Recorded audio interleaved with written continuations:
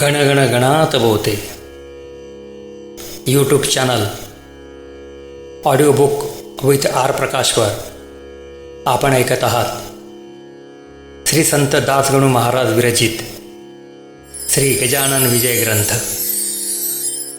अध्याय 10 श्री गणेशाय नमः।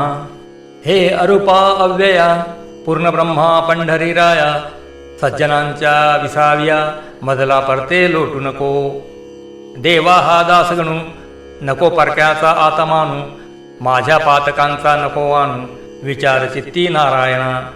माझ्या करेन झाले पुण्य हे ठाऊ के मजला गुण, फार काय तुला वदन दावण्या मी योग्य नसे। ऐशी स्थिती आहे जरी परी देवा कृपा करी, ओहळास गोदावरी पोटी आपल्या घेतसे। तैसे तुआ करावे दुःख अवघे निवारावे, पातकाला ना उरू द्यावे माझ्या ठाई यत्किंचितही।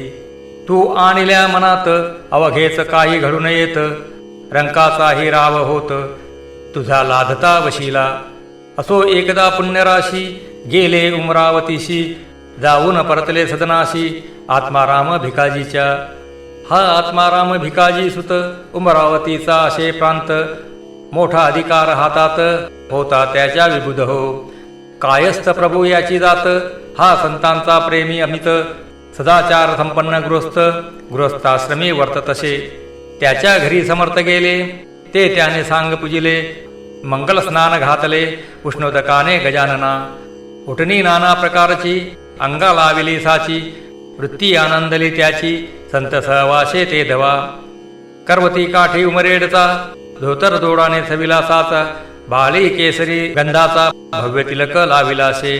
कंठा माझी पुष्पहार नैवेद्याचे नाना प्रकार, दक्षिणेशी 100 रुपये त्याने ठेविले। धूपदीप आरती झाली पुष्पांजली समर्पिली, दर्शना लागी दाटी झाली उमरावतीच्या लोकांची। प्रत्येकायसे वाटावे समर्थ आपल्या घरी न्यावे, यथा सांग करावे पूजन त्यांचे येणे रीती। इच्छा ऐशी बहुता झाली परी थोडक्यांची मनीषा पुरली, सदनी पाऊल लागण्या भली पुण्य पाहिजे बलवत्तर। ते ज्यांच्या पाशी होते समर्थ गेले तेथे तेथे, का की साधूस अवघे कळते अंतर्ध्याने करुण। गणेश श्रीकृष्ण खापर्डे उमरावतीचे गृहस्थ बडे, वकिलीत ज्यांच्या पुढे ढिग रुपयांचे पडती की। दादासाहेब या प्रत म्हणत होते वराडात, हा सज्जन भाविक अत्यंत ब्राह्मण शुक्ल यजुर्वेदी। त्याने विनंती करिता खरी महाराज गेले त्याच्या घरी, तेथेही झाली याच परी समर्थांची पूजा हो। गणेश आप्पा म्हणून होता लिंगायत वाणी, चंद्राबाई कामिनी त्याची परम भाविक असे। ती बोलली पतीला, हा साधू पाहिजे नेला कसेही करून घराला, पहा विनंती करून। आपुले निष्पाप असल्या मन याच्या आगमने करून, होईल आपुले पवित्र सदन भाविकांचा देव असे। गणेश आप्पा म्हणे तिला, वेड लागले आहे तुला, हा सदनी साधू न्यावयाला वशिला पाहिजे बलवत्तर। पहा खापर्ड्या लागुनी हा साधू न्यावया सदनी, श्रम पडले ते आन ध्यानी उगा हट्ट धरू नको। चंद्राबाई म्हणे नाथा, हे न पटे माझ्या चित्ता, सांगे माझी मनोदेवता सदनी साधू येतील हो। तुम्ही करा हो त्यांना नुसती सदनी येण्यास विनंती, गरीबावरी असते प्रीती संताची ती विशेष। परी अप्पा बोलेना छाती त्याची होईना, बोला वयाची निज सदना श्री गजानन साधू ते। महाराज वदले अखेर गणेश अप्पाचा धरून कर, तुझे किती आहे सदन दूर तेवढे सांग मला। तुझ्या सदनी वाटते यावे काही वेळ बसावे, असे चित्ती असेल ते बोलावे भीड न धरिता कवनाची। ऐशे महाराज बोलता गणेश अप्पाची या चित्ता, हर्ष झाला तत्वता तो न शब्द बोलवे। समर्थाच नेऊन सदनी पूजा केली उभयतांनी, आपुला संसार त्यांचे चरणी अर्पण केला तात्काळ। असो ऐशे पूजा अमित झाल्या उमरावतीत, त्या प्रत्येक पूजेप्रत एक गृहस्थ हजर असे। तो आत्माराम भिकाजीचा नात्याने हा होता भासा, राहणार मुंबई शहरीचा तार मास्तर असे की। तो रजा घेऊन भला उमरावतीस होता आला. भेटन आपल्या मामाला बाळा भाऊ नाम ज्याचे. त्या बाळा भाऊ कारण समर्थांचे लागले ध्यान. म्हणे ऐशा साधूचे चरण सोडून कुठे जाऊ नये. प्रपंच अवघा अशाश्वत त्यात कशाला गोऊ चित्त. केला आजपर्यंत तोच आता पुरे झाला. काही असो आजपासून मी न सोडी त्यांचे चरण. अमृताला टाकून विष प्याव्या कोण दावे. म्हणून प्रत्येक पूजेला बाळा भाऊ हजरबला. होता बुध हो राहिला दुसरे न काही कारण. असो काही दिवसांनी शेगावी आले परतोनी. मड्याशी न जाता दाणी आले मंदिरी मोठ्याच्या. त्या मंदिराच्या पूर्वेस एक जागा होती ओस. गजानन पुण्यपुरुष येऊन बसला ते ठाया. बातमी महाराज आल्याची कृष्णा पाटला कडली साची. त्यांनी जागा मळ्याची सोडली हे समजले. म्हणून आला धावत त्या ओस जागेवरी सत्य. महाराजा करून दंडवत अधवदन बैसला. डोळ्यातून वाहे पाणी खंड त्याला नसे जाणी. वस्त्र टाकले भिजवणी त्या अश्रूंनी छातीचे. ते महाराज बदले पाटलाला ऐसा कार्य रडशी भला. शोक तुला कोणता झाला ते वेगे सांग मद. पाटील बोले त्यावर जोडून आपले दोन्ही कर. महाराज मळ्याचा अभेर का हो आज केलात हा. ऐसा अक्षम्य कोणता अपराध झाला सांग आता. माझ्याकडून ज्ञानवंत मी लेकरू आपुले असे. ही देशमुखाच्या बाजूची जागा आहे बगासाची. एका माळ्याच्या मालकीची येथे तुम्ही राहू नका. मळ्यात मर्जी नसेल तरी चला राहत्या घरी. ते खाली करीतो सत्वरी तुम्हासाठी दयाळा. का की तुम्हा वाचून मला न काही प्रिय आन. हे कडले वर्तमान अवघ्या पाटील मंडळी तेही तेथे धावून आले. महाराजा विनवू लागले निज सदनाया या भले. हरी आणि नारायण महाराज बोलले त्याशी. मी जो या जागेशी येऊन बसलो आज दिवशी ते तुमच्या हितास्तव. ते पुढे येईल कडून आता न करा भाषण. वाद दोघांचे निर्मूलन करील हे विसरू नका. जितके जगी जमेदार तितके न करीती विचार. मागता पुढचा साचार हे ज उणे त्यांच्या ठाई. जा बंकटलालाशी पाहून आणा वेगेशी. मी सोडिता तद्गुराशी तो नाही रागवला.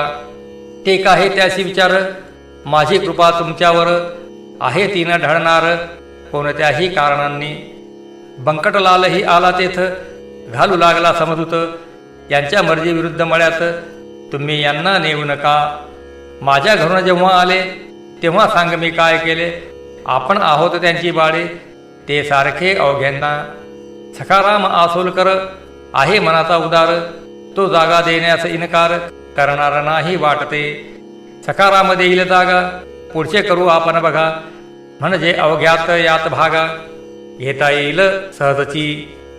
समेट अवघ्यांचा होऊनी मठ बांधिला त्या ठिकाणी. परशुराम सावजींनी मेहनत घेतली विशेष. समर्थांच्या बरोबर निस्सीम भक्त होते चार.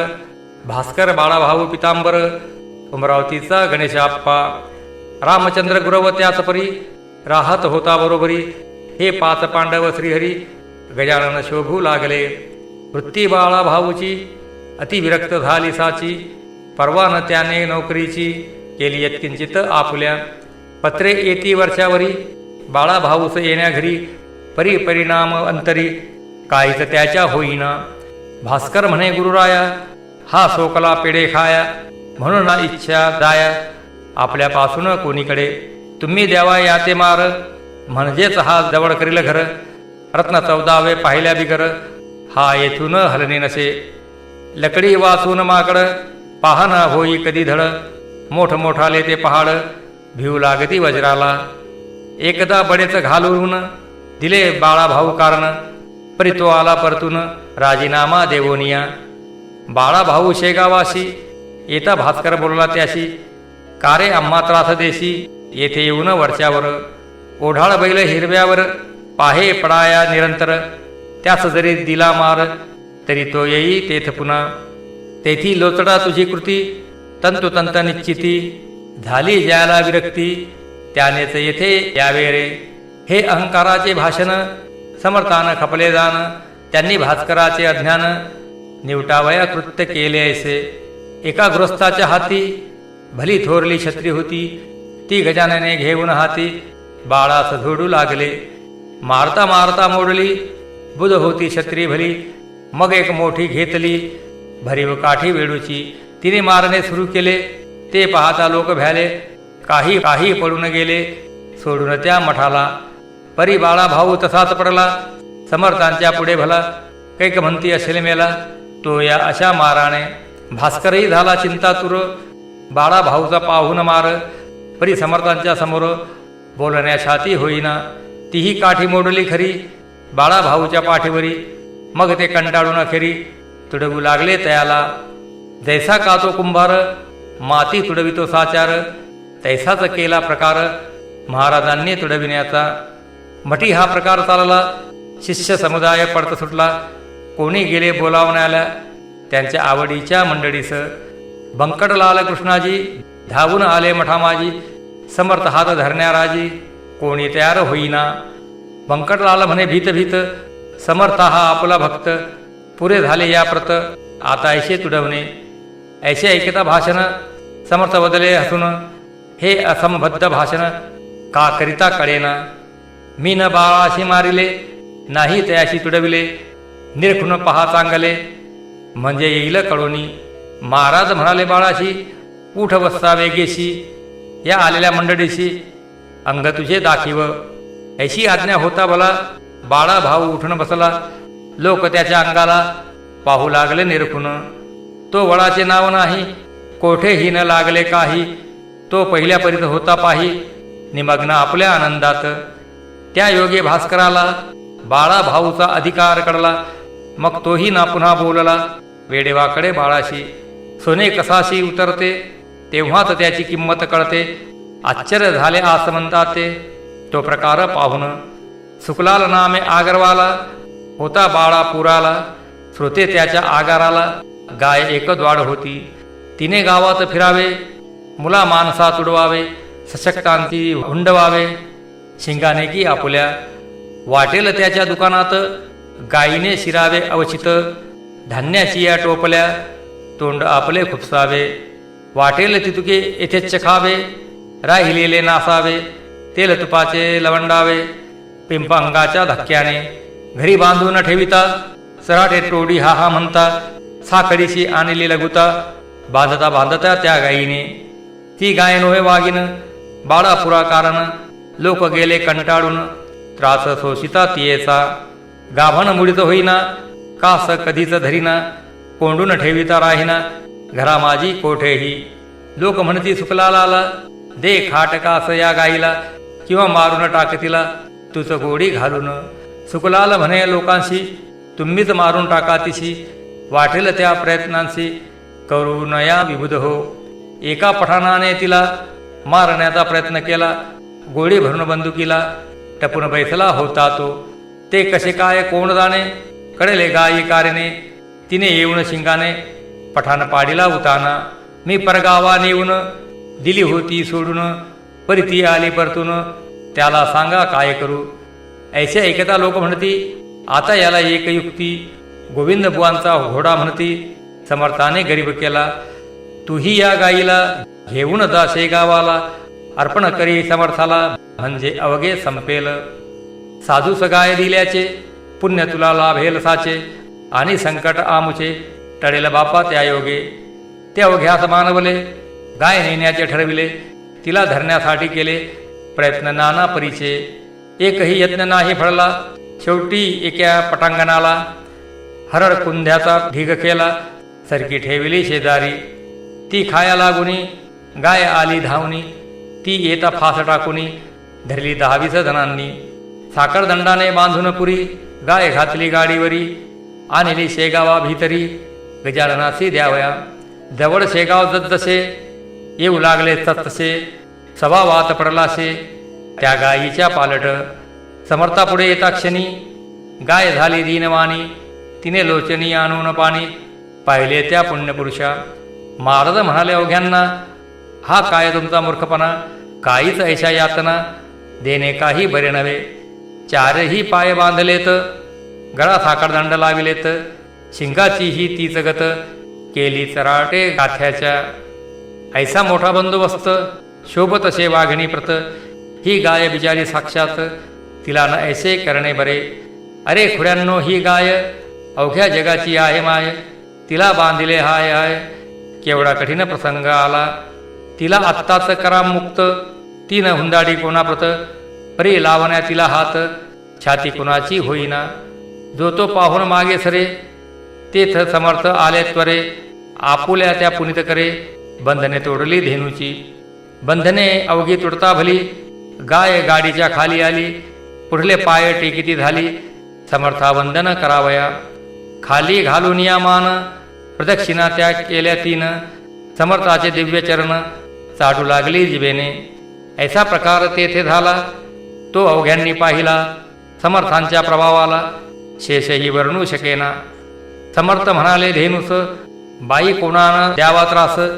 तू या थोडून मठास कोठेही जाऊ नको.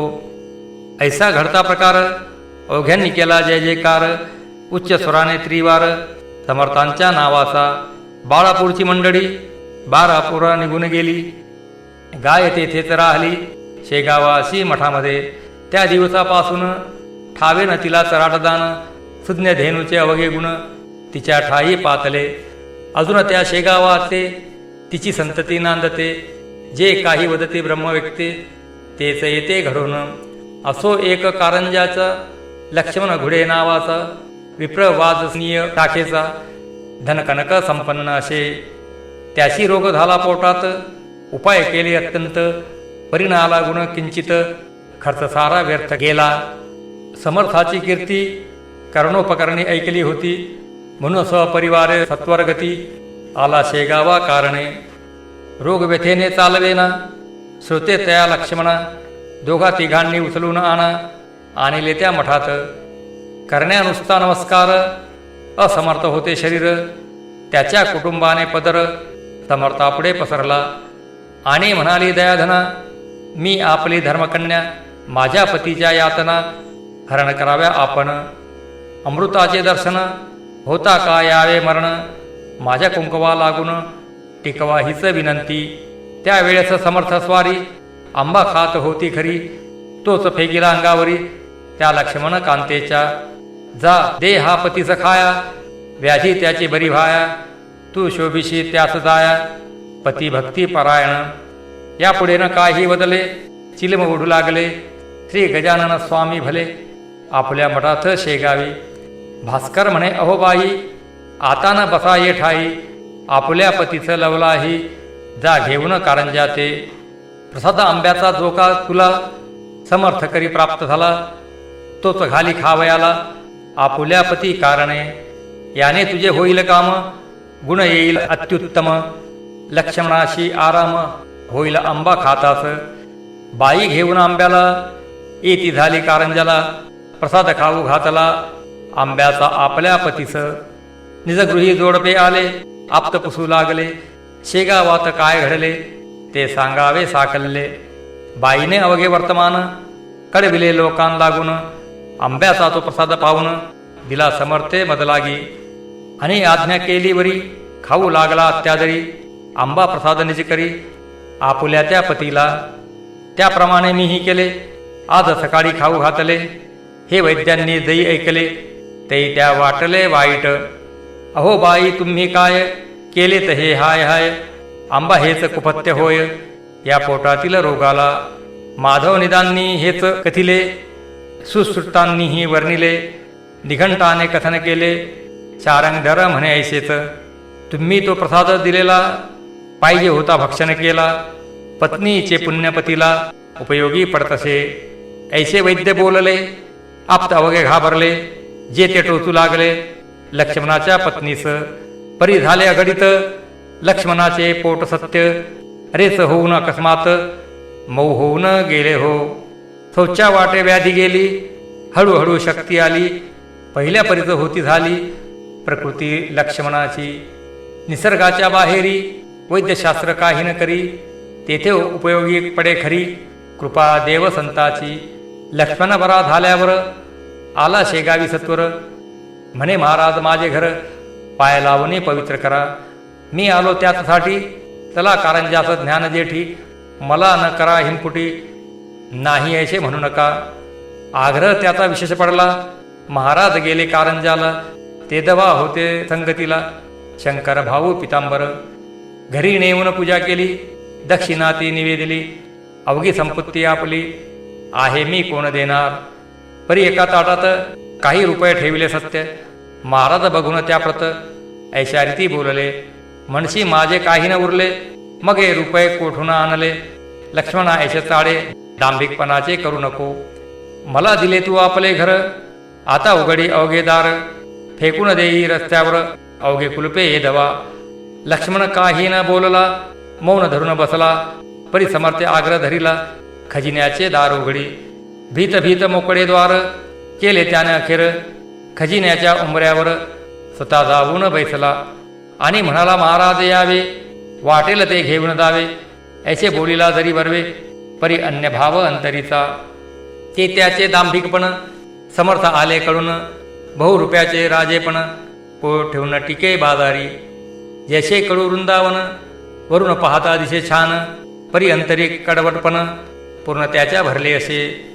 सोडून त्याच्या घराशी, उपाशी निघाले पुण्यराशी. दांभिकाच्या सदनाशी, संतन होती तृप्त कदा. तेथे त्याच्या घराची वा धनदौलतीची, गरज समर्था नव्हती साची. ते वैराग्याचे सागर. परी तो जे काही बोलला, त्याचा सत्यपणा पाहिला. खोटेपणाचा राग आला, म्हणून गेले उठून. जाता जाता बोलले, माझे माझे म्हणशी भले. भोग आता त्याची फळे, माझा उपाय त्यासनचे. मी कृपा करावया, आलो होतो या ठाया. याही पेक्षा दुप्पट द्याया, परी ते न तुझ्या प्रारब्धी. पुढे तेच झाले सत्य, एका 6 महिन्यात. अवघी लक्ष्मी झाली फस्त, त्या भिक्षेची वेळ आली. म्हणून श्रोते परमार्थात, खोटेपणानं खपे किंचित. याचसाठी हे चरित्र समर्थे घडवून आणिले.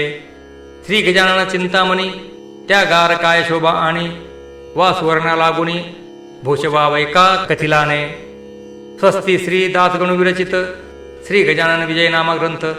सदा भाविक परिसोत, निज कल्याण भावया. शुभम भवतु श्री हरिहरार्पणवस्तु इति. श्री गजानन विजय ग्रंथस्य 10मोऽध्याय समाप्त.